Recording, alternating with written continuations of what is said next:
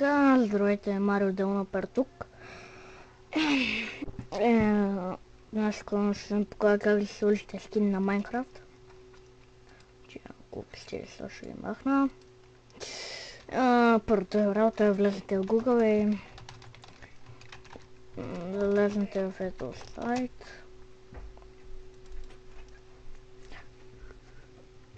Вряло е. И сега си изберете някакъв скин. Извинявам се. За нищо се извинявам. Изберете си, например, охо, ега тия скин. Декте си охо, ега тия скин.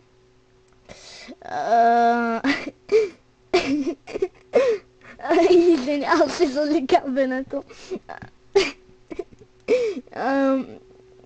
Окей, аре по-сериозно. Теглите го. И ето го скина. Значи сега го преименувате на чар. Така. Сега какво ще правиш? Да. Да пичуете с Windows 7 като мене. Пишете апдата. Запичуете с кажете го с Windows XP. Сега кой ще е?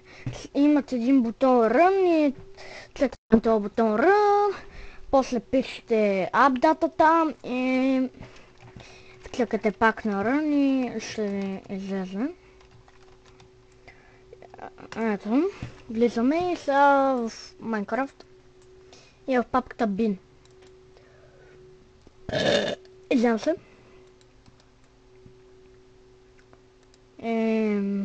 Тук влизате. Тук и тук се вижда вашия скин.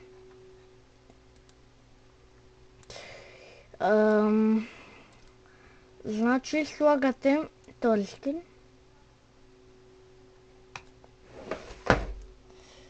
И вече се е променил, ето. Влизате в играта и вече имате нов скин. Благодаря, не съм много известен, но във VBOX ще го кача. И там сигурно ще ме гледат клипа. Това беше от мене. Искам да стана и по-известен и в YouTube, но все пак трябва да мине време. И както казах, това беше от мене. Чао, дано съм помогнал.